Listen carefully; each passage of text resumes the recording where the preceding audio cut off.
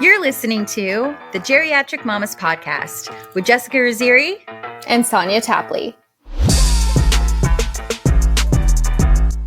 Hey mamas, welcome back to another episode of Geriatric Mamas. Today we're going to talk about what it's really like being a parent, based on our thoughts as well as the thoughts of the Geriatric Mamas community and comments of other millennial parents compiled on BuzzFeed.com's article called Millennials Are Sharing Their Thoughts on What It's Really Like to Be a Parent, written by Fabiana Buontempo. The article does focus more on the difficulties of being a parent, and some of them are relatable to us, to our friends, and probably relatable to many other new mamas. We hope you enjoy this episode. Definitely. Very hopefully relatable. Okay, so here's our chance to tell you, trigger warning. We are really real on this episode. I mean, you know, there's the like, good, you the have bad. Like the Instagram and reality. This is just the reality. Like there's just no reality. Insta, there's no filters on any of this. It's just raw. Here it is. We serve it up to you on a silver platter, and we really hope you fully understand, because I know before I became a mom, when people would try to tell me things, I didn't really fully understand the depth of it. So I don't know, but I feel like we did our best. Yeah. Did our fucking best, okay? Yeah. Hey mamas, are you someone who's 35 plus and struggled with fertility, endured a miscarriage, experienced heartbreaking fostering or adoption challenges, or were perhaps flat out told by a doctor that you will never conceive naturally, and despite the odds, eventually found your happy ending by becoming a mama? Send us your story at geriatricmamas.com. We would love to feature your journey to motherhood on a future Geriatric Mamas episode. 2, 1. And you're on, Sonia. Oh my God. Welcome, everybody. It's the Sonia Tapley Show. Oh God. That's so intimidating. That's so weird. Ready, set, go. Curtains lifted. My voice is like hoarse today, but this next number is from Sonia Tapley. Sonia Tapley and her scratchy voice. Sonia's about to sing to us a ballad. It's something that she wrote. It comes from the heart. Oh my God. Take it away, Sonia. So I'm going to start with Kylie. Kylie is all over the news right now because Kelce, by the way, for people who don't know the story, I guess there were rumors going around that she was pregnant since the middle of last football season. And we've talked about the Kelces before because the Kelce son's mom is a geriatric mama. She had the boys when she was in her late 30s. So this family is not new to the podcast. But anyway, Kelce. We can thank Taylor Swift for bringing the Kelces to us. And so I guess Kelce has finally come out and stated that she's not pregnant. And she's sick and tired of the gosh darn rumors because... gosh darn rumors. Those gosh darn rumors. I guess there were news articles, I don't remember seeing them, but stating that she may or may not be pregnant. And that's how it kind of got started. But anyway, she is annoyed. She's annoyed because it's a really sensitive topic for her. Because before her first child, or she and Jason's first child was born, she had a miscarriage. I think at 13 weeks, there was no heartbeat, so she had to have a DNC. And obviously that was tragic and very emotionally painful. And so all of this has just been really kind of sensitive for her. And she stated towards the end of her statement, why can't it just be the parents to be the ones that announce? Like, why does the news have to be first? Like, let's just let the expecting parents be the first ones to announce their pregnancy. And I just feel like that is so accurate. Well, it's hard, it's hard when you're in the limelight. Exactly, because they're celebrities. Right, and then it's like the audience, the fans feel so entitled to know every little thing. And they love them. They're so excited for them. They want to quickly get the first photo and make all the money off of it. And right. God, I know I have some days where I'm feeling a little bloated. Like maybe I indulged in a little too much salt the night before, or some Chipotle or whatever, and I'm just feeling a little just a little thicker than normal, and it's God, I couldn't imagine, like, I'm like, I'm just gonna run to the store real quick, you know, I'm already feeling frumpy AF, and then it's like a few days later, you just look at the tabloid, it's like, Jessica's expecting, like, Jesus. You know?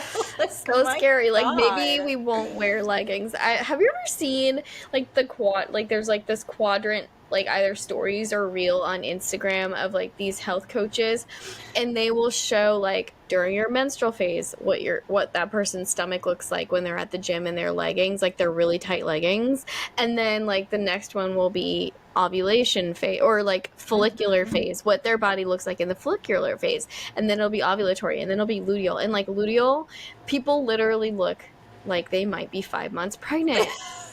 I've seen this so many times. And they're like just full of water. bloated. Their belly is just pregnant and obviously not feeling great. In fact, like the other day, Annabelle wanted to go out for Mexican food, and I was like, end hail luteal, and I felt that way, and I felt so bloated, and I called Mike and I was like, scratch that, can you just get dinner on your way home, because I don't even feel like getting out of my leggings in this 100-degree heat outside. I don't feel like putting on, like, the only thing that was going to make me feel like a human being was like a maxi dress, and even that I felt like I looked pregnant, you know? So like, I'm just staying home, and I'm not by no means am I a celebrity, and by no means would people be taking pictures of my gut. No, but that's the point, though. It's like we're just like everyday people, and like that's how we feel. It's like they don't have the luxury of those moments. Like they're always under not anonymous. They're always like, you know, they have somebody like taking a photo of them. It's like, God forbid, they're like feeling a little extra, and it's like she was just in her luteal phase, guys. Let's not get hyped up for child number 4.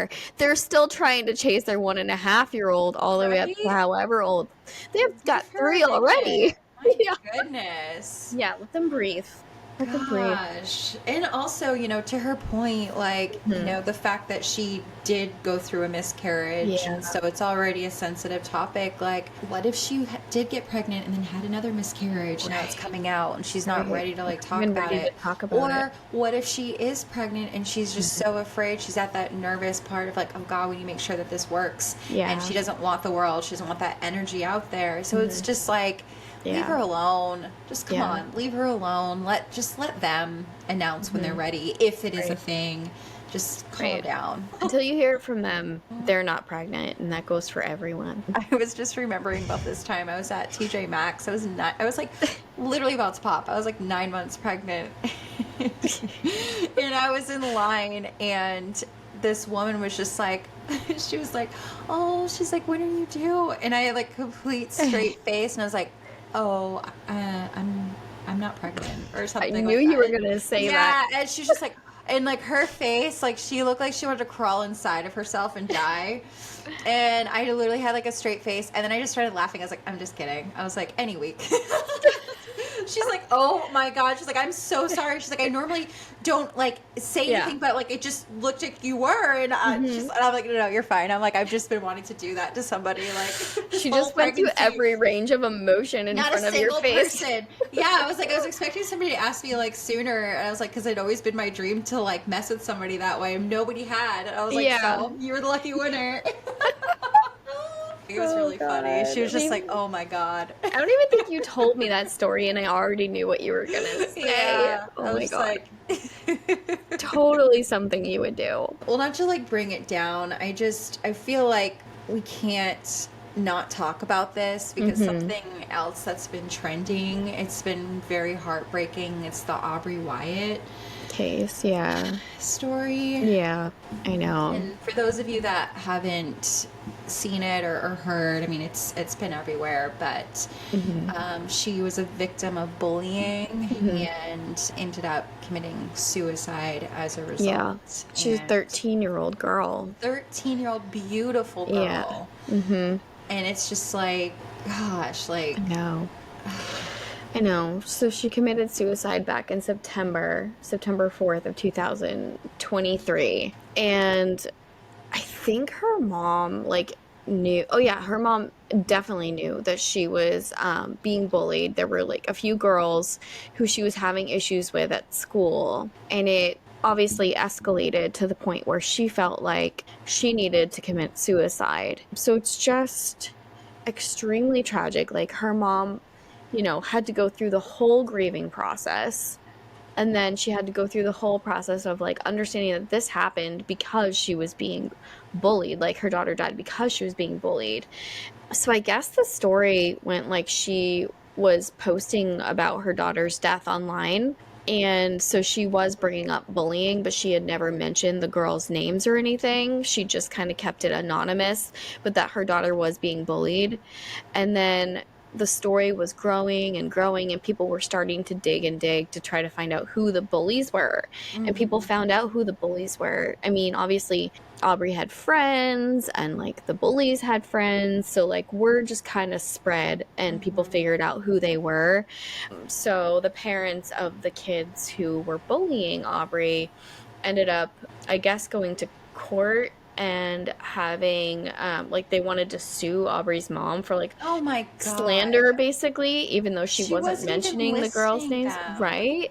Exactly. And it's like the mother just lost her daughter as it is. Exactly. Like, She's because of your trying to stupid grieve. kids. Yeah, she's trying to grieve. She's trying to bring awareness to bullying and, you know, the dangers and the harms, and trying to prevent it from happening to anyone else. And so the judge ended up ordering her to take down all of her social media. Like, she had no access to social media except for the GoFundMe page that she created to pay for like the lawyer's fees and all that. I don't understand why the judge ruled in the other people's favor on that.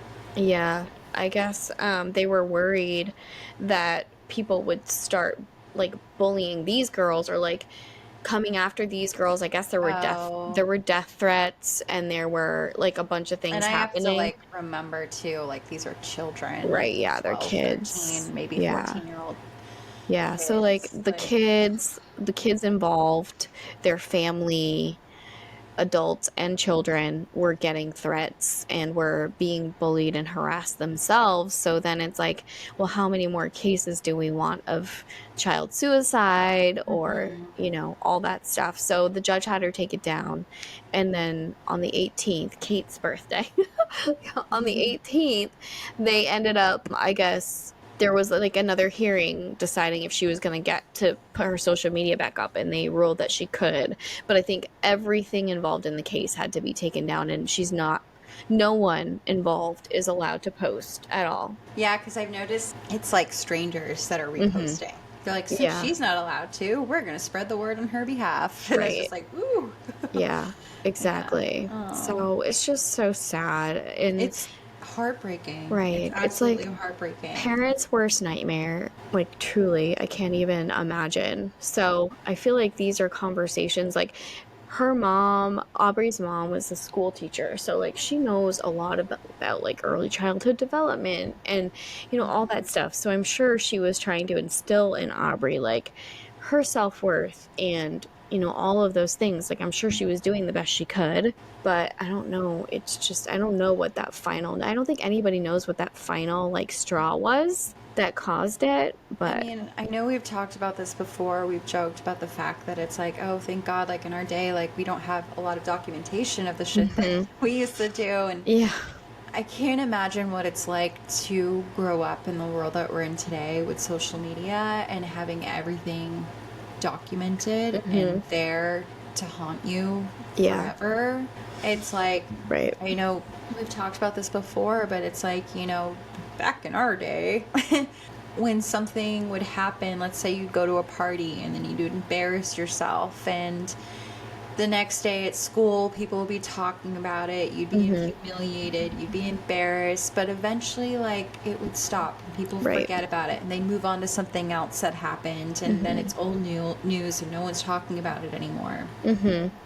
Well, now and today, if that same situation happened at a party, then people took photos of it and then they posted online. And then you go to school and it's like posted everywhere and everybody's looking at their phone and looking at you and laughing, and then it's turned into a meme and then it goes viral. And then it's like you are literally haunted by this for the rest of your life. Right. Exactly. I could not begin to imagine how overwhelming that is. I don't even know what word overwhelming is right, but it's just like I can't. Yeah. It's Yeah. definitely a different world that we're living in. That's for sure. Yeah. It brings the cruelty like in your face 24/7. And you know, for 13-year-olds are still, well, I mean, anyone in like the teen age, I would assume, is still very impressionable. And all of that, I remember how things felt like they were our entire lives back then. Like they were like things weighed heavy back then. Like it was our whole lives, and we couldn't see past high school. We couldn't see past college. You know, that was our whole entire lives. And so it's like now that we're older and we're in our 40s, it's like God forbid anything that ever happened back then would have caused that, because it's like none of that even matters anymore. You know? There's actually something, so it's the prefrontal cortex. It's part of the frontal lobe of the brain, and it's not fully developed until the age of 25. And so it's called like the rational part of the brain, and it's responsible for cognitive function. So like decision making, logical thinking, reasoning, planning, problem solving, cognitive control, inhibition. So like, you know, truly, yeah, like these are 13, 14-year-olds, you know, so they're even like way less, you know, able to do all of that. But truly, until like you're 25 and up, you're still thinking like a fucking child, like an idiot, like literally, because that part of your brain is not developed yet. And so like being an adult and where we are right now and thinking about like all that stuff, it's hard for us to like we even feel like overwhelmed and like the thought of like, oh God, like some of our actions being out there for, you know, years to come. And it's like hard for us to fathom, but we have like reasoning, we have we're able to rationalize things. We have that like in our toolbox to like work through it. But imagine not having all of that. Yeah. And you're having to deal with that. I mean, I'm sure that it's like, you know, to her in that moment, like how heartbreaking that she felt that the only way to make it stop was to end her life. Like it's just, it's beyond tragic, that's for sure. Well, I do feel, you know, obviously these are kids that, you know, caused her death.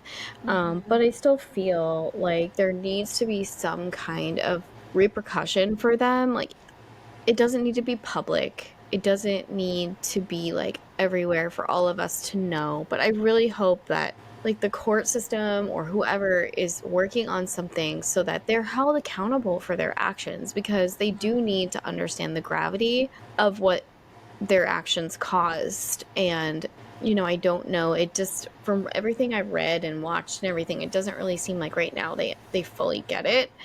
So I just really hope that there's something that they're working on.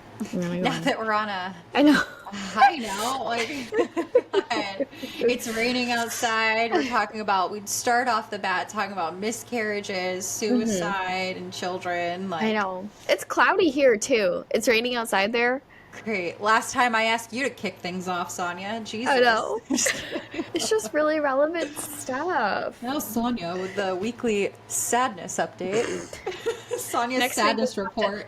Next week we'll have to do some deep digging for some positive stuff. No, just kidding. Yeah. There's good stuff out there, I'm sure. Okay, so on today's episode 55, I might add, we're going to talk about what it's really like being a parent, based on our thoughts as well as thoughts of the Geriatric Mamas community and comments of other millennial parents compiled on BuzzFeed.com's article called Millennials Are Sharing Their Thoughts on What It's Really Like Being a Parent.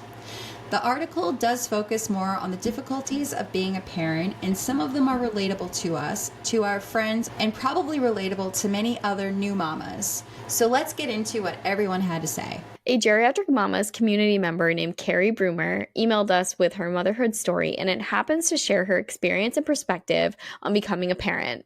Here's what she had to say. I met my partner later in life. We got married when I was in my early 30s, advancing in my career, having zero thoughts or interest in children.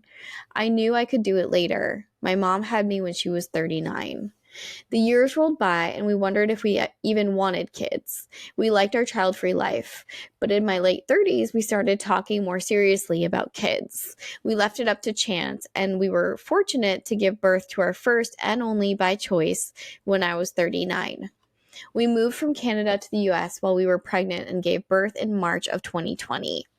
Far from any relatives or friends. I immediately was acutely aware of the pressure mamas face to be everything to their kids, with little cultural patience for us to be honest about the difficulties that also come from parenting, especially without a village. The constant judgments I would see across social media judging moms for their experiences, for both the good and bad, started to really get to me. When my daughter was born, everyone said, "Savor this moment." It was over and over again without anyone asking how we were doing parenting our newborn alone during a pandemic. I felt no permission to share how exhausted we both were, how much I was struggling with breastfeeding and sleep.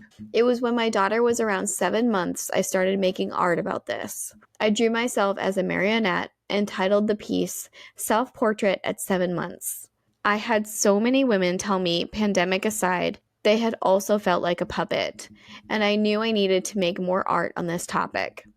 That's when I looked at all the cloth diapers I used on my child and decided to embroider on them. I'm creating work that says savor every moment and has lovely flowers surrounding it, like the beautiful embroideries loved ones may have gifted us, to speak to the fact that it's not all sunshine and roses. The final installation of these works will cover an entire wall to help communicate the overwhelming messages we receive to stay positive all the time, and something is wrong with us if we don't. My latest project, called Primary Caregiver, invites other caregivers to finish a simple sentence. I am a primary caregiver. I ... I share this on Instagram on a dedicated account, and I'm currently working towards a series online and in-person workshops where I teach others basic embroidery to stitch their own phrase into a remnant of their caregiving experience. This will culminate in a group art exhibition to bring awareness to the experience of caregiving. So Carrie's Instagram handles are primary_caregiver_art and at Carrie Brummer Art. So she has kind of like her personal page, and then another one called the Primary Under Caregiver Art that's got some really cool, like, inspirational / empathetic quotes for people who might feel the same way. So I was browsing it and it was really cool to look at.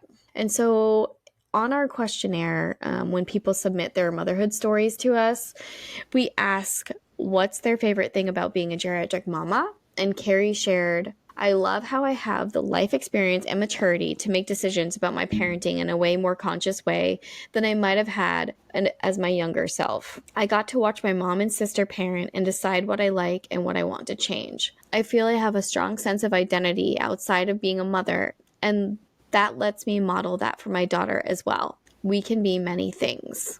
And when we asked her what advice would you like to share for women who are still on their journey to mamahood, she said, be open to pivot. Often our plans don't match the vision we hold, and that's okay.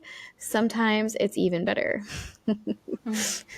I don't know why that's specifically making me think of when we were on memes episode, and I was talking about how, like, you girls, or like you primarily, had sent me like, do pictures like this or do pictures like this, and like I just couldn't because it just wasn't possible. The after photo is going to take you like 17 hours. So. Right, exactly. It's going to take a week of recovery. Just kidding. Like, maybe. I know. I was just like, why is she always in a onesie? Why are we always doing all this? And then it's like, I have my own, and I'm like, yeah. Oh, I get it. I get it. I get it. I get it. Oh, because my legs are like tree trunks, and it's like it takes forever me to like friggin' floor my way across the room. So of course, like, I was the first one of our friends group to get married. I was the first one of our friends group to have a baby. So like, I'm over here just thinking from social media that everything is just like beautiful and blissful, and we are all thinking the same thing. And then Annabelle's born, and like, guys, it's 1,000 degrees. We don't have an actual air conditioner. She's throwing up all over me and my incision, and I'm sweating like a like a hog. And what else was happening? I don't know. Oh, she was losing her hair because it was like that little tiny, like fuzzy baby hair. So anytime she would fall asleep, God. it would just rub itself off of her head. And I was like, oh my God, my baby is patchy and bald. And she's always in a onesie because if I put her in anything else, she's going to sweat to death. So will I.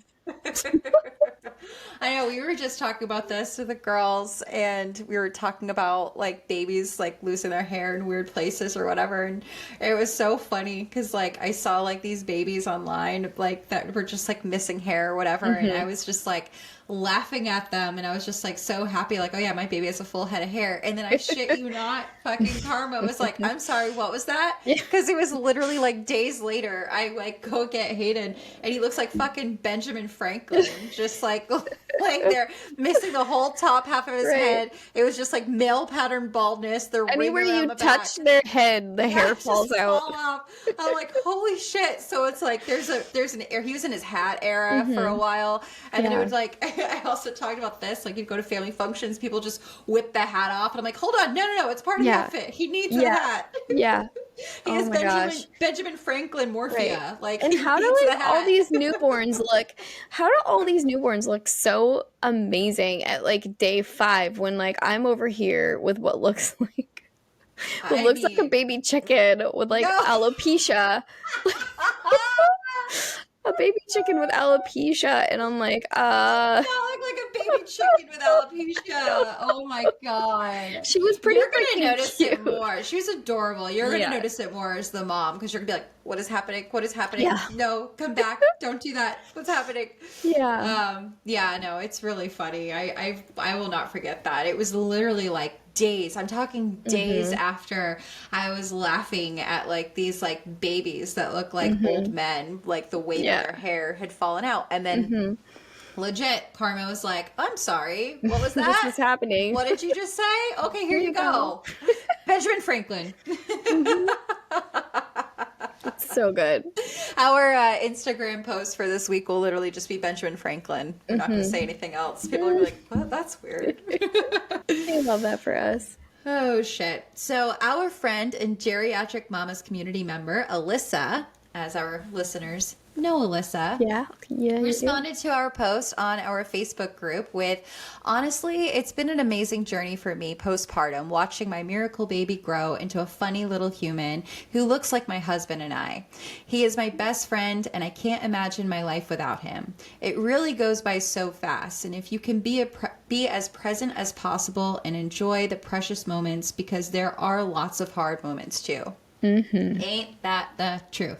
Yeah. I try to remind myself that every time like Hayden's having a tantrum, or it's like I'm like in the middle of my work day and he's coming over and wanting to be held, and it's like it's so easy to be caught up in what you're doing and be like, hold on. But then it's like I try to like catch myself and be like, take a minute, because there's going to be a day that I'm going to look back and I'm going to be wishing that he was trying to get me to hold him again. I'm going to be wishing that he is being vocal because he wants my attention. Like there's going to be a day that I'm going to look back and miss this moment right now. And he will never be as young as he is right now in this moment. So I need to like embrace it. Yeah. And I know that sounds all kumbaya, but it's like, that's just, I have, it's literally, it's a daily, now don't get me wrong, like I have my moments, right? I'm fucking human, but I usually always come back to that.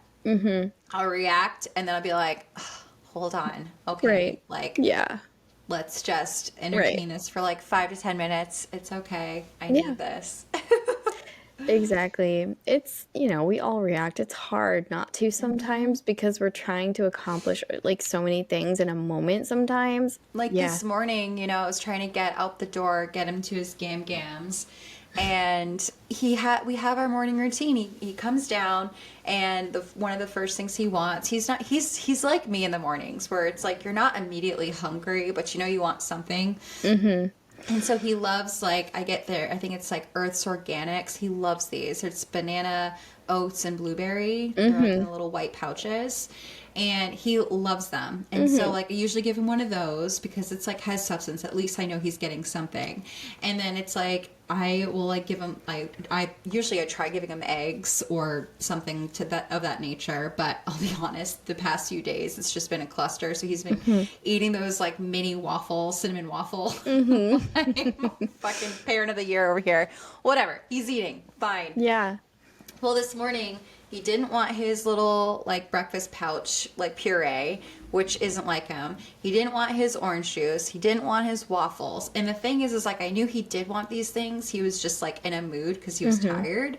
And it's always the next day after like having a lot of fun at Gam Gams that he's just like so tired and cranky. Again, I can relate after like a day of fun. I'm usually exhausted. It takes me a minute to recover. So it's just, it's like me in tiny form. So it's like I get it. Yeah. But it's like hard when you're trying to get out the door and it's just like no, and like fussing over everything.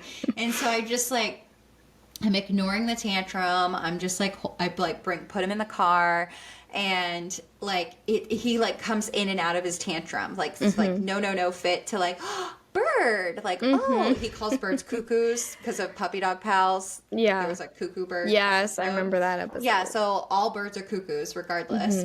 And then it's like we're like halfway to Gam Gams, and I like the entire time I kept trying like, do you want a waffle? No. Do you want your sweet pouch? No.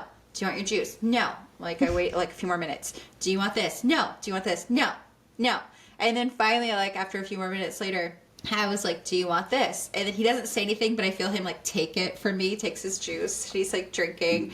And then he puts his juice down in his little cup holder. And then I was just like, and then all of a sudden, like I see his little hand reach up, like wanting like a waffle. So I like hand him a waffle. He ate like all his waffles. So it's just like, it's like, you little punk, I know that you want this stuff. I know you're hungry. Like, why are you, I forgot how I got on this tangent, but they get into their moods. Embraced it. I embraced that moment because I know I'm going to look back and be like, man, it is a mind fuck, I will say.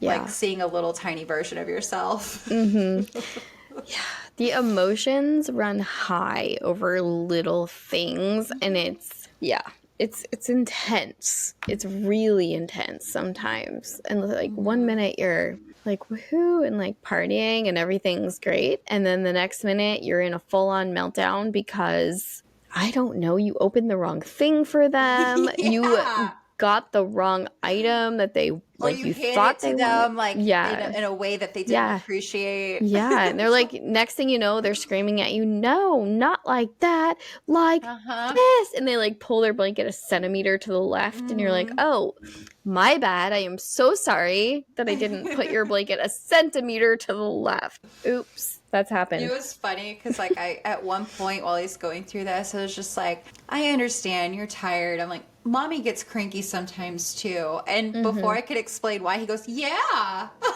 You sure do, lady. I'm glad you can see this about yourself. I was like, okay. Can we reflect on this?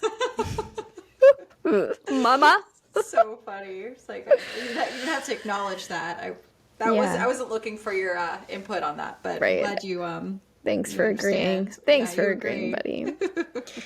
Oh my gosh. Well, this next one is a post by Yazi at Sirens and Champagne on Instagram. So we follow her and she follows us. So she's technically part of the Geriatric Mamas community, I would say. So she made this post yesterday and it was great. It says, having kids is like living in a frat house. Nobody sleeps, everything's broken, and there's lots of throwing up. And I feel like this was the exact, like 2 weeks after Annabelle was born and we came home. It was no sleep. Everything was broken. I felt clumsy as hell. So I was constantly knocking into things and things were breaking. And then there was lots of throwing up. There was lots of it.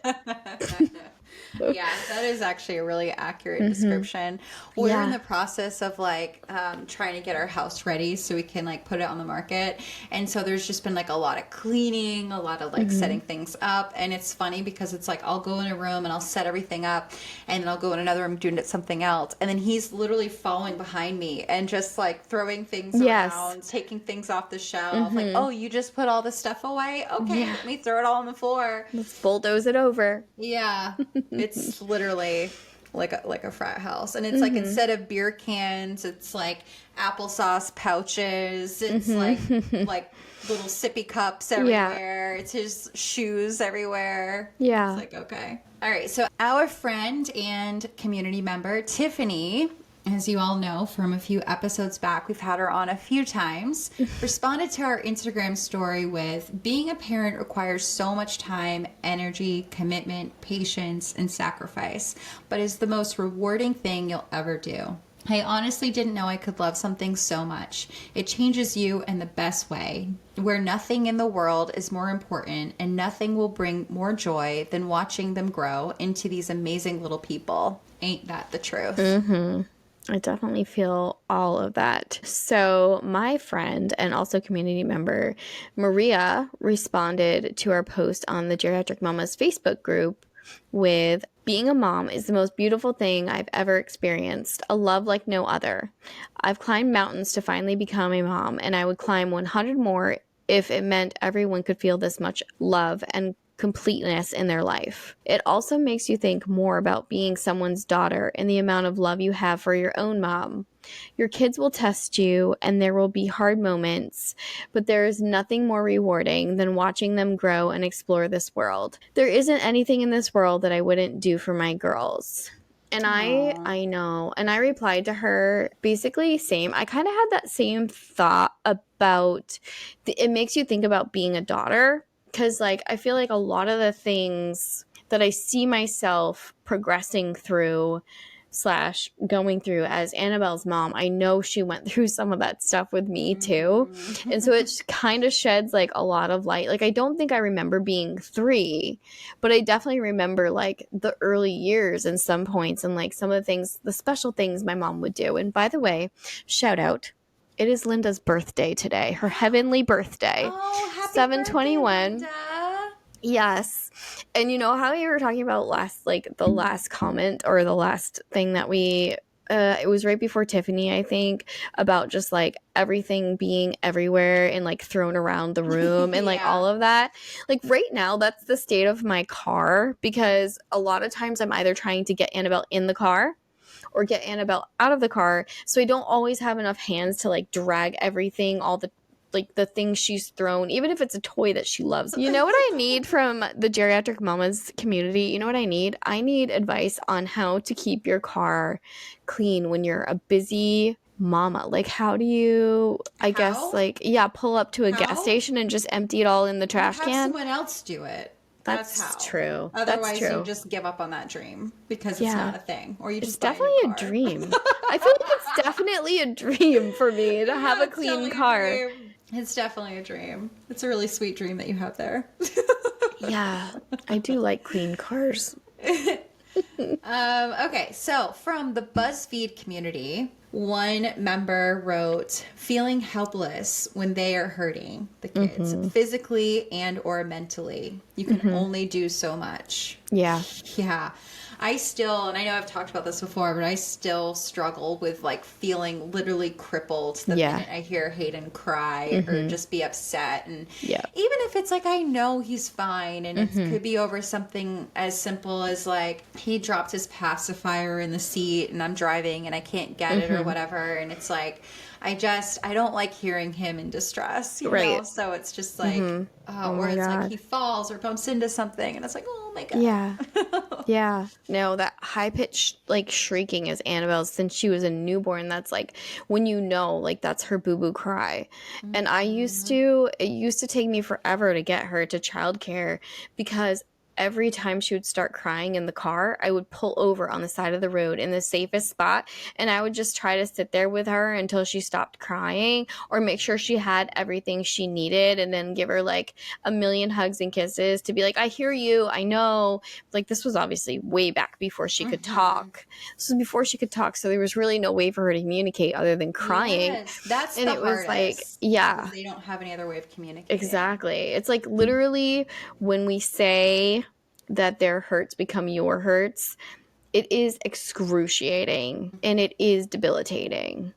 Like our brains stop working for most people. They really do. My brain really does. Like I can't hear anything else. Like I'm just like, it's like this like loud ringing in my Yeah. ear. Everything else goes silent. Exactly. And all I hear is him. Mm-hmm. And you know, like the worst cry, and it's like I can usually tell what the cry is. It's like that's not a real cry. That's him just like tired, whatever. Right.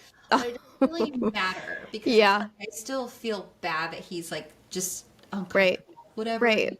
Whatever it is. But it's like the one cries that I literally like my heart legit will skip a beat is when it's the long pause before because they just hurt themselves or Yeah. something really upset them. You see their face and then it's like the long pause as they're catching their breath and then they're Yeah. like it's Yeah. like, oh God, Yeah. poor baby.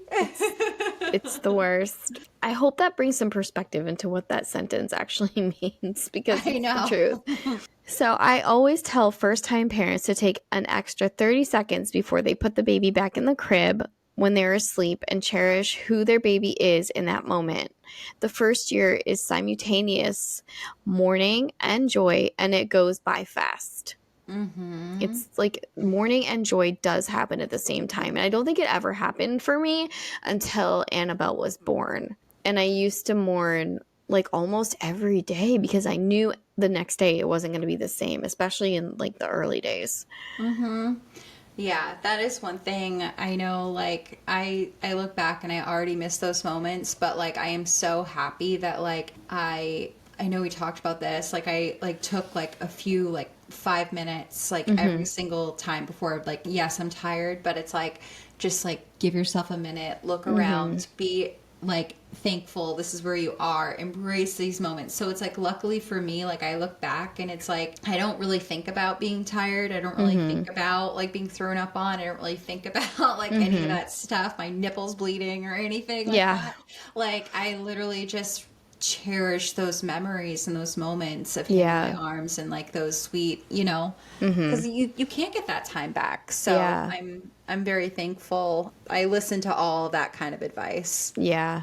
It's so huge. Like, I remember the last time Annabelle legitimately fell asleep on me. It was right before we moved out of our old house in Standish, and Mike was doing all the packing and everything, and Annabelle fell asleep on me. And in that moment, I needed to put her down, but I didn't. I held her for an hour and a half, and I took videos, and I posted them on my Instagram stories. And I was like, this could be the last time she falls asleep on me. I should be packing. Mike is doing it by himself right now, but I'm not putting her down because she is over a year old and she is independent AF. And like, even with like, now that she's talking and she's 3 and she has a full-on mind of her own, I get sad when she stops saying things like incorrectly. Like right now, one thing I'm holding on to, but I correct her. One thing I'm holding on, instead of her saying, let me do it, she says, let I do it. And it's the cutest. The way she says it is the cutest thing in the entire world to me. I do it. And that I do it. And she says it so many times because, again, she's very independent. So, like, right now I do mumble under my breath, oh, you mean let me do it? like I'm pretending like I'm trying to correct it, and I am saying it, and sometimes she really hears me, but like I'm just savoring that one last little thing that she says wrong. I know. Anyways. So another BuzzFeed community member, this one is like real. This one I feel like is so relatable. I waited until quite late to have kids, and I'm so glad I did it. I love every single second, but it is so hard. And oh my God, if you are pressured into this life and you don't want it, it must be so difficult. My sister decided kids were not for her, and she lives a wonderful, truly fulfilled life. Sometimes she gets a bit jealous, and sometimes I get jealous of her freedoms, but different strokes for different folks on this one. Yeah. Yeah. I couldn't imagine being pressured into this life. Like if you didn't want a child and then it's like you have one and then suddenly this is like on you, because we very much wanted, you know, our miracle babies, and they're here, and it's, even though we love and we embrace every little moment, the ugly as well, it's still very hard. It's still hard to do it with love. And I'm not saying that like if you're pressured into it you don't have love. I don't want to come across that way, but it's still very hard when you do want it and you are so grateful to be in this, you know, in it. I couldn't imagine like just having it pushed on you and you weren't mentally able to like think about it and here you go. It's like, holy shit. There are so many parents of people, there are so many parents of like women who, or men, like, I mean, you know, like think about, I mean, Mike's mom never really pressured us to have kids. I mean, we were definitely older when we got married, so I don't even think she knew like she was going to get another grandchild. But there were definitely like after we were married and we've been together for a certain amount of time, we did get the whole, well, you know, we would love to have a great grandchild or a great niece or a, you know, whatever. Like people do say it. And even if they're just saying it in like a nonchalant way, a lot of times women and men do feel the pressure. And when I was going down a rabbit hole at one point for the podcast, I found like this whole community of women who are like proudly not moms. And, you know, they're like, they're straight, they're gay, they're like all different, you know. And so it was like just all these women just being like, listen, I know I would not be a good mother, or I know I don't want to be a mother, therefore I probably shouldn't have a child. Like there's a whole group of women out there who are struggling with the questions of when are you going to have a baby? And they're kind of like making a stand and all that stuff. I feel like we should do, I know it's like kind of opposite of like what our podcast is and everything, but I've actually been thinking about this topic and I feel like we should do an episode on not have like, you like know, on women who like don't have kids and are like, you know, how are they thriving? There are, you know, some women that have really been going through it. They're in the thick of their fertility battle and there is that idea, that elephant in the room of like the possibility that maybe this doesn't work out and maybe you don't have kids, and what does that look like? What is that life, you know? My boss, and also she's become a really good friend, she that wasn't part of her life course, is to have kids, and she's a single boss ass bitch, as we call her, and you know, she is just like as happy as can be, just living her best life. She has all like, you know, the best she can afford, all like the best things, like her hair is always great, she's drives a fancy car, she has the cutest house, like she's just always, so we call her Fabs, like because she's just always so fabulous. And it's just like, and I know for a while, like, and I was even guilty of it, being like, oh man, like you'd be like such a fun mom, you'd be such a great mom. And it's like there's this idea that it's like the only way for a woman to be fulfilled is to have kids, and it's like her life purpose is to just have kids. And it's like it doesn't always have to be that way, that, you know, it's like it might not work out that way, but it doesn't mean that your life isn't going to be fulfilled. It doesn't mean you're not going to like still have like an amazing life. And like I don't know, I think that something would be interesting to touch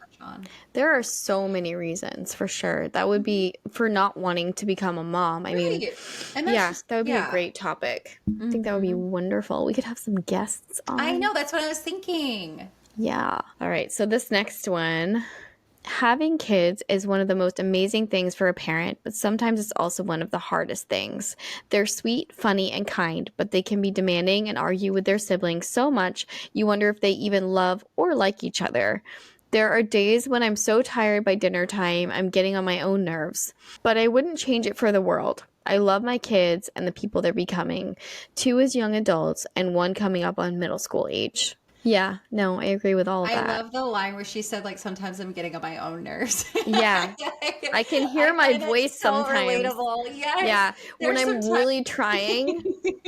You're trying to keep it together and then you hear yourself and you're just like, oh my God. Like there was like times, and I know people said they're like, it's going to happen. You wait for it, that you're going to be saying things that it's like you feel like you hear your mom and like you sound just like your mom. And like there's been a few times I'll say something, I'm just like, oh my God. And it's like, everything in me just like shuts down for a moment because I'm just like, oh God, like what just happened? What just happened? Yeah. Oh my God. When you get like so tired that you're spacing out while they're talking and they're like asking for a goddamn cookie or something and you're like, and they're like, thank you. Like that's happened. Like I just agreed to. Happened this week, and I was like, oh my God, wait, did she just ask if she could have a cookie? And I said yes, and I was like, shit. You're like, it's 8 a.m. Yeah, she was so excited about it. I'm like, honey, sorry, I meant to say you're going to need to eat your actual breakfast before you can have that cookie. Okay, so this next one is 2 parts. So this is part 1 of a 2-part thought. I struggled a lot when my kids were younger, like toddler and preteen years. Kids of that age are loud, unpredictable, and hard, or impossible sometimes to reason with. Ain't that the truth? Example, this morning. They're messy, chaotic, and hyper emotional over odd things like whether they got to press the elevator button. For much of that time, they had no self-preservation instincts and none. Yeah. Had to be constantly watched so they wouldn't eat batteries. And they, oh my God. Sorry, I need to touch on that for a second. And after I finish this, so they wouldn't eat batteries they found in a kitchen drawer or run into traffic. It's exhausting. Literally, Hayden. So behind me, the fireplace, we have like all this like pretty black glass. It's like crushed glass. Mind you, we made the choice of putting crushed glass before Hayden was even a sparkle in his father's eye, right? Yes. Like before it was even a thought. It's like, ooh, crushed black glass. Great. Why is that not a good idea? Well, because when you find said crushed black glass in your toddler's mouth. Oh, God. Yeah. Yeah. Like, what the fuck? So, like, yeah, he literally likes to play in the glass. And so it's all pushed to the back as far as we can. We have this thing on there. Adam put, like, you can't see it, but there's, like, it's connected by fishing wire. Like, it's connected, so you can't, like, pull the thing. Yeah, it's was not a good choice. No. Let's just see that. Our house was not designed for kids. So... There's so much. There's so many things that we have saved Annabelle's life from that we just, you know, you can kid-proof, you can child-proof your house all you want, but they're going to figure out a way to die. Isn't it like one of our friends has a toddler? Figure out a way to die. Remember that show, 1,000 Ways to Die? I feel like they need to recreate it as like for toddlers. Like, it would be a million ways to die. A million ways to die. The toddler edition. If toddlers were in charge, or if they were the feature of that show, they would find hundreds of thousands of more ways to die. That is for gosh darn sure. That's a really, really good idea because you know what? Then parents would be extremely cautious. Like, I feel like I have an abnormal sense of caution because my mom started her nursing career in the emergency room and she left that job because of all the accidents that children got themselves into. And you can't avoid it. Oh, like, shit, my kids are home. I gotta go. I gotta go. Gotta go. And then so she ended up going into intensive care because that's where, like, you know, like, it's not all kids, obviously. It's not all kids. Anyways, that would be a great show. It really would. Part 2 of the same person's thoughts. Okay, so here you go with the positive. Oh, I got to read the negative. Perfect. Yeah. So they say, but once they become teenagers, suddenly they could be reasoned with. They could wipe their own bottoms and noses, bathe themselves, and they weren't constantly screaming over random little issues. They developed interests I could share with them, like rock climbing and cycling. I know a lot of people have the opposite experience, but I've grown really close to my kids and have an awesome bond with them now that they're middle and high schoolers. So I guess I'm saying, if it's hard right now, hang on. Yep. Yeah. I liked that person's thoughts. Yeah, that was really good. That was a nice balance. It was a really good balance. It leaves hope for the future. It does. It's like, hold on, it's not all shit. They'll eventually wipe their own ass. Hang in there. Yeah. By the way, when they can wipe their own ass at age 3, they shouldn't wipe their own ass at age 3. Like, we should still be there making sure it's done properly, especially for girls. Especially for girls. Yep. So another member Every kid is different. My daughter is a great traveler. She eats everything. She isn't picky at all and sleeps through the night and has since she was 6 weeks old. She's 6 now, and the only time since then that she hasn't was last summer when she got her tonsils out. And that's only because she was in a lot of pain and I had to wake her up to take her pain meds. I love seeing her play with her dolls and friends because I see the things I say and how I treat her are being reflected. Oh, but I also know if I have another one, they could be completely opposite and make me feel like some other parents do.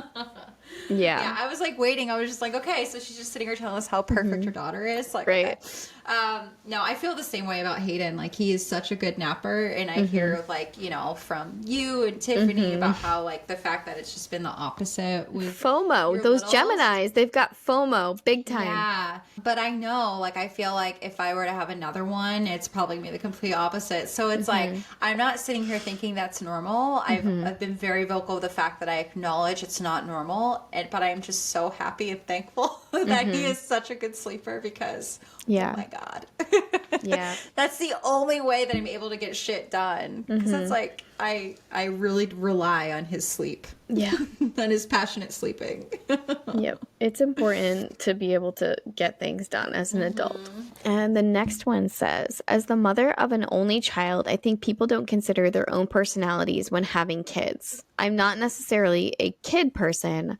I couldn't ask for a better daughter. She's amazing and social. I'm not social at all. So once I realized how socially exhausting, not to mention expensive, birthday parties, school events, and other parents and children are, that's really when I knew I didn't want any more.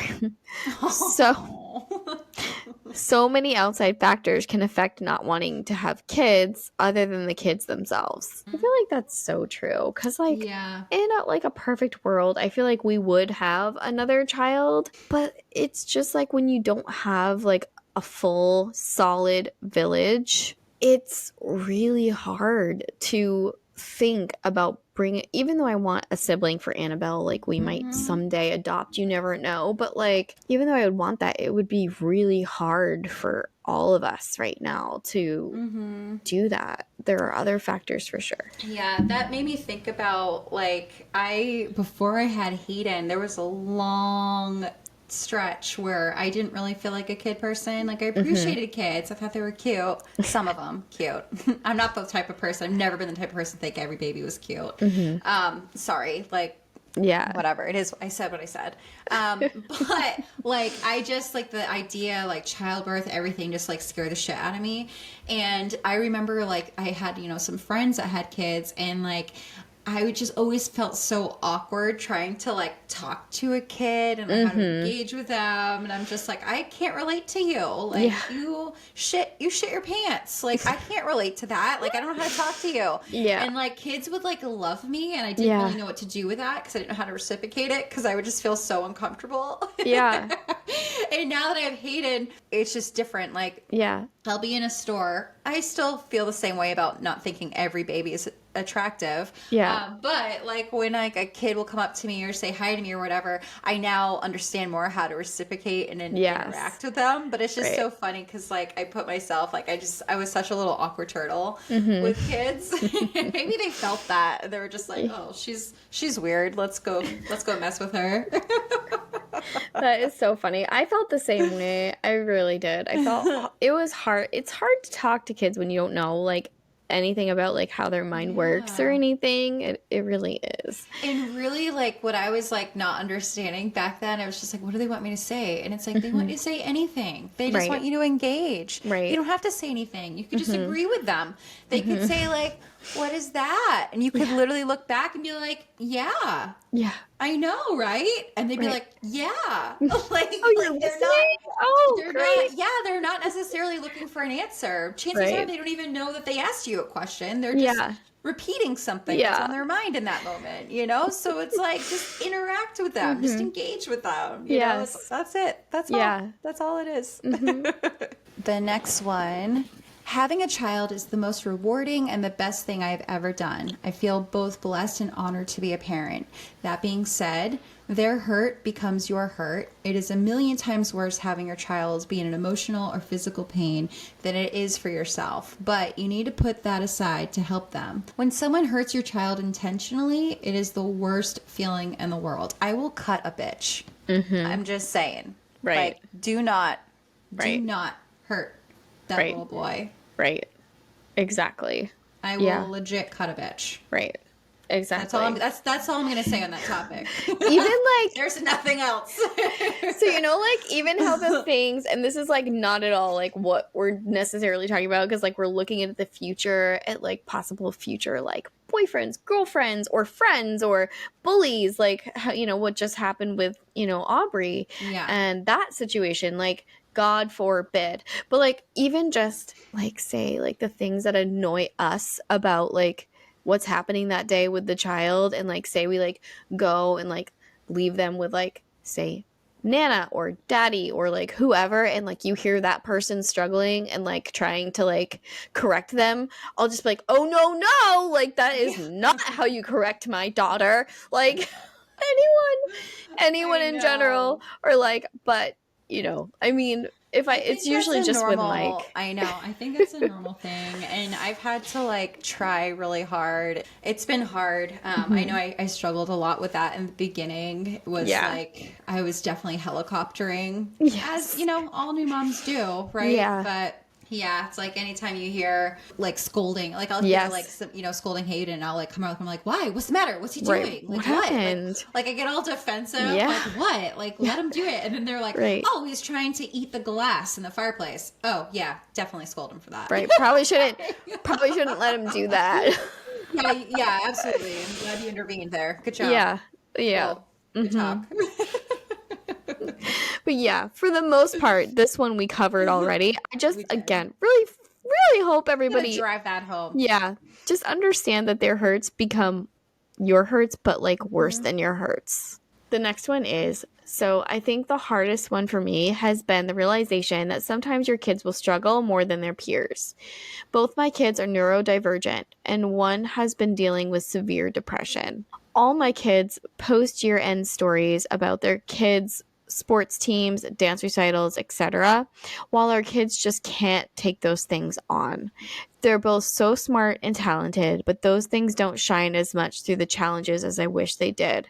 But the silver lining to that is that I've learned so much from both of them, and that's helped me become an advocate both for the things they need and for other kids who may not have voices speaking up for them the way our kids do. I love that one. Yeah. You know what that really one reminds me of is the Bluey episode, Baby Race. It's like, oh yes, I love that like, one too. Just focus on your own race or whatever. Right. Yeah. And like we're all in this together. Like some kids are going to be better at some things and other kids are going to be better at other things. Right. Some moms have had 5 kids, other moms are on their first. It's everybody is at their own pace. I love that episode of Bluey. Run your own race. Yes, it's such a good episode. It is easy to get lost in that stuff. I remember I thought Hayden was going to be an early walker. He was like pushing himself up. His legs were so strong. Like even at 6 weeks, he was pushing his legs up and trying to stand. Yeah. And it was crazy. But he didn't. He I felt like he crawled a little later than the other babies that I had seen. He didn't walk until almost 15 months old. Yeah. And I remember seeing other babies that didn't walk until then. And I was like, oh my God, that's so late. Like he should be walking. They should be walking already. And it's so easy to without even meaning to, I was so proud of every little milestone and everything that he was doing. And I knew that he was doing things at his own time when he was supposed to, but it is easy to compare, even though you don't mean to. It is easy to compare. Yeah. And I think that's just such a good reminder. Yeah. Definitely. It's what's wrong, you little idiot? Walk. I'm just kidding. Annabelle is 3 and is so attached to her pacifier that I feel like she'll be having that when she's 21 years old. We'll be sipping her first beverage with her, she'll be her speech at graduation, and she'll go take her pacifier out. Hold on a second. Just gotta take this nasty thing out. Pacifier out real quick to read her college speech. Yeah. I've started calling her pacifier gross. I'll be like, ew, gross. Oh, gross. Because I'm starting to have that ick reflex when I see it. I'm starting to have and I can't, like I've said it twice now, and I'm trying not to, but we all say things sometimes, I guess. I know. I'm really hoping Hayden just like parts with that on his own because I really don't want to be the asshole to take it from him. Like, just throw them all in the goddamn trash and don't walk down the aisle at the grocery store, at Target, at Walmart, anywhere. Just avoid it at all costs. That's where we're at. Moving on. The next member. I'm mostly moving on because I'm like, I'm right there with you, and I'm not even like, Hayden's not even 2 yet. So like knowing that that's where you are at 3, like she's really stubborn. I might still have I swear to God, she is just doing this because she knows she's not supposed to. I think that's what's happening. It's real life. It's fucking real shit. Okay, so the next community member says, there's no need to be a martyr when you're a parent. It's not some sort of requirement that you're obligated to handle as some sort of rite of passage. If your kids don't handle travel well, don't take them. They may actually enjoy the experience a lot more when they are older. I didn't go on a long trip with my kids until they were around 9 and 12. Trying this when they were younger probably would have been annoying and miserable. Okay, I can attest to this, actually. Hayden is not a good traveler. To his defense, the trips that I've taken him on have been from Texas to Maine.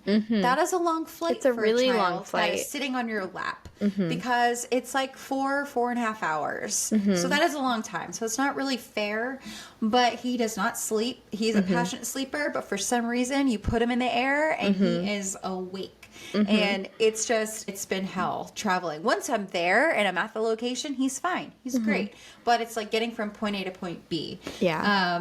Road trips, he's a little better because he'll sleep in the car for the most part. But so far, I've not been successful with planes. When I travel with him again, I will be buying him his own seat because I'm not going through what I just went through. You need the space. Ago. You need an inch or two at least to yourself, and you don't get that. So it was a lot. Let's just say that. Yeah. I second this statement. So the next one is, more people need to realize you will make mistakes raising or even helping to raise children. Some decisions I made regarding my 22-year-old stepdaughter have me thinking, what the fuck was I thinking in hindsight? I have 4 nieces, 2 nephews, and my beloved stepdaughter. None of them were little anymore. The youngest will be 12 shortly. Those early years really do fly, so please enjoy them. I'm not saying there's anything wrong with parenting a teen or young adult. I don't get that last part, but I get what they're saying throughout, because it's like we all, I think, sometimes go into things thinking that maybe we need to be a little bit more disciplinary, especially probably like back then, since he or she is saying that this person is 22 years old. I feel like things were probably a little bit more disciplinary back then than they are now. Yeah. So I'm just assuming, but I'm feeling like that's probably what they are talking about. So enjoy it. It does go by fast. Enjoy every moment. Enjoy every moment. Well, I think it was like, I don't remember what episode or whatever, but I've seen this many times, and it's so true. It's like, we are going to make mistakes. We're going to make mistakes, but just do better next time. Right. You know, we learn from our mistakes. It's not like we've done this before. We don't know what we're doing. We can read books. We can watch videos. We can, like, you know, see an influencer make it look so easy and have all these ideas. And it's like, it's until you're actually doing it, you know, and learning as you go, and just do better. Right. And I think it's important too for our kids to hear us admit our mistakes, or like say, I'm sorry. I was just about to say that.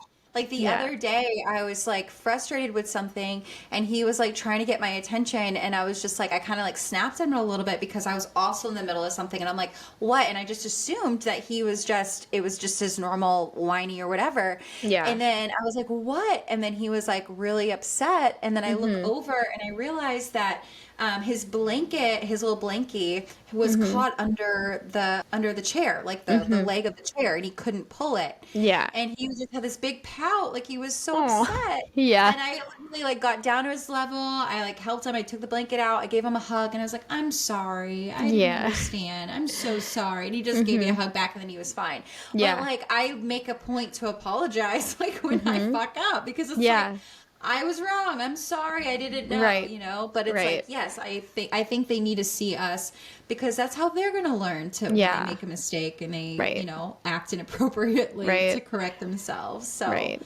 it's going to happen. Mistakes are going to happen. It's normal. Exactly. After reading these compiled thoughts from BuzzFeed's millennial community, readers had more to add. One commenter wrote, "It's super exhausting and expensive to be a parent, but it's also very cool that I grew 2 entire people and get to watch and help them grow up. My husband and a lot of my friends are, I wish they'd stay little kind of people, but I love them getting older. It's so cool to see." Yeah.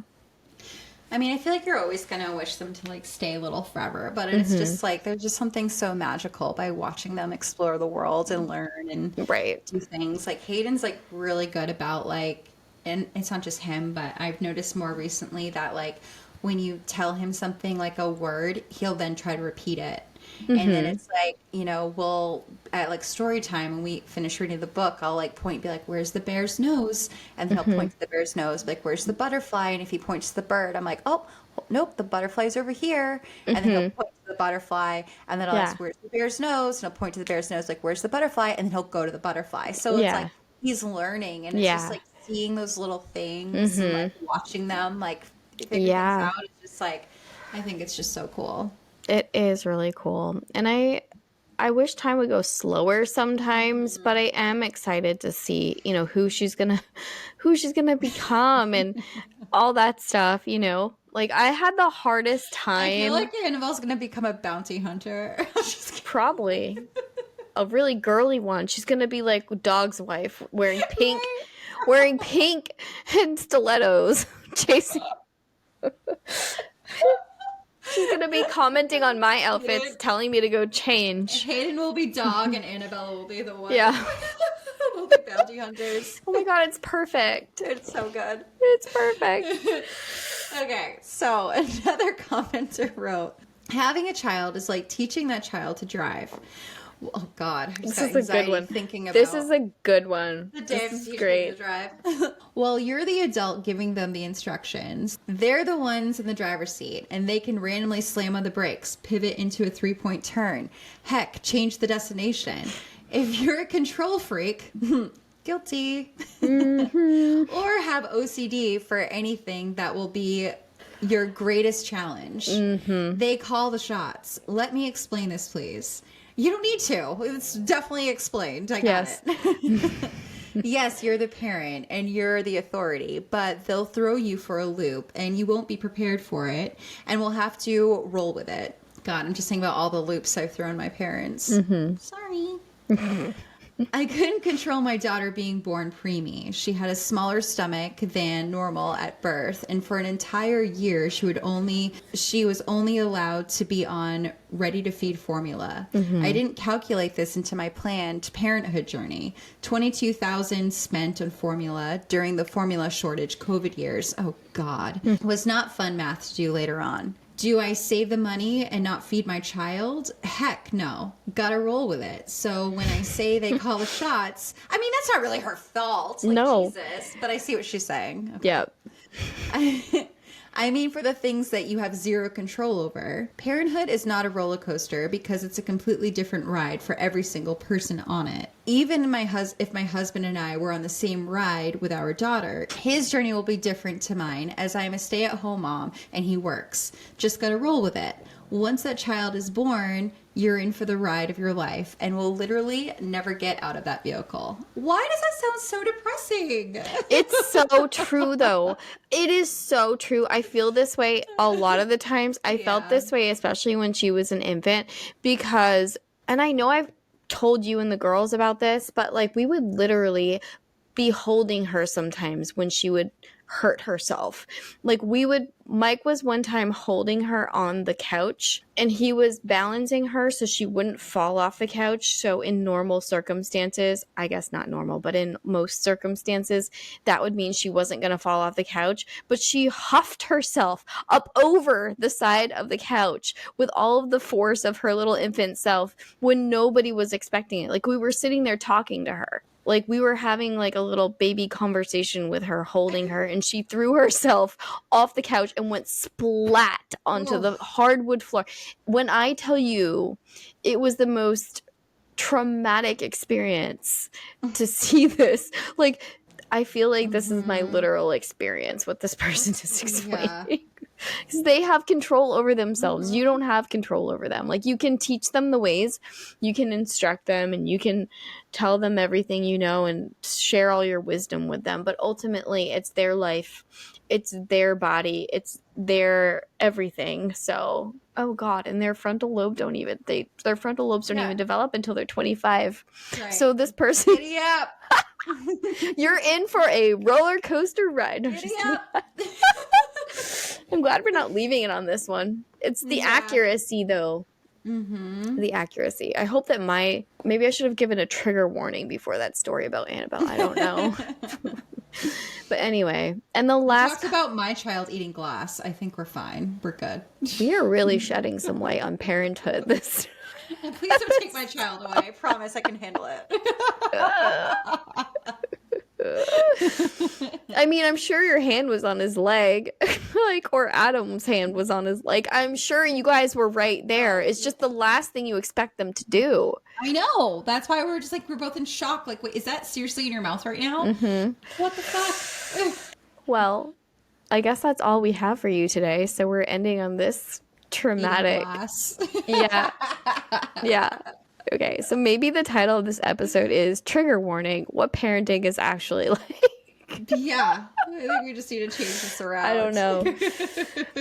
Yeah. Like, if anybody's contemplating having children, maybe just don't listen to this episode. Just skip right past it.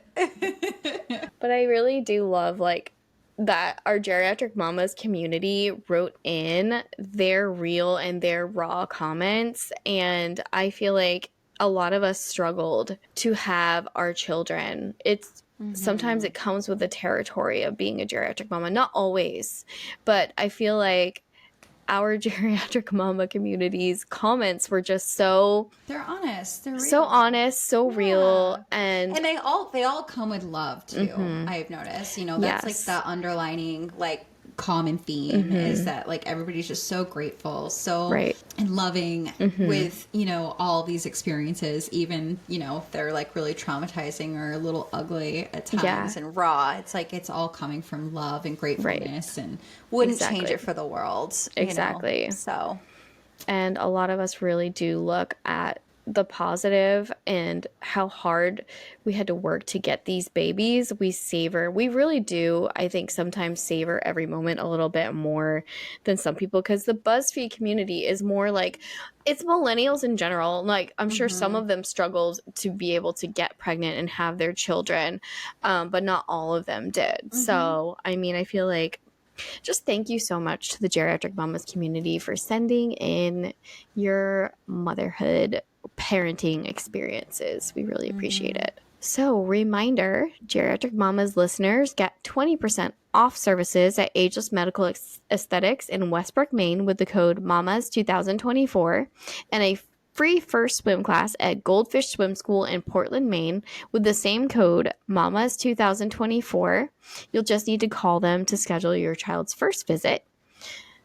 Annabelle just had her first class, and the next one up, she's a level junior 1 now. Aww. They are so cute. She has 4 kids in her class, and they're just ridiculously adorable. I can't. I'm so proud of her. Well, thank you, everyone, for listening. Who's ever listening, we appreciate you. Yes. Be sure to tune in next week. Follow, subscribe, rate, interview, tell a friend, tell your mama community, friends. Yeah, tell everyone you know. Just tell your coworkers, 1 or 2 neighbors. or 3 or 10. Yeah. tell somebody in line at TJ Maxx, like, hey, you look like you might be a geriatric mama. Yeah. Maybe don't say that. You could be geriatric. We don't know. I'm just kidding. Hey, are you geriatric? Have I got a podcast for you? Basically, what we're trying to say is we need your support. Please. For more info, you can check out our website at geriatricmamas.com. You can also follow us on Instagram at geriatric_mamas, on YouTube at geriatric mamas, Twitter at geriatric mamas, and follow our group page on Facebook, Geriatric Mamas, and TikTok at geriatric_mamas. You've like really nailed down how to I have. I'm so proud. TikTok has taken over. If you have a topic idea you'd like us to discuss, or interested in being a guest, or simply have a funny geriatric story to tell, you can go to geriatricmamas.com and hit be a guest or send us your story. Yes. Bye-bye. Bye.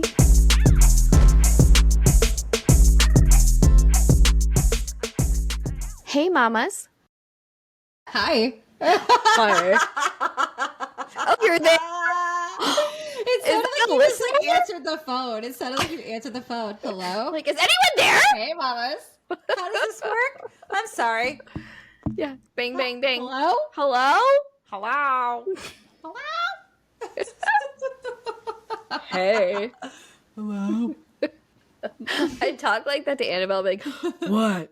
Hi. Hello? Back in action.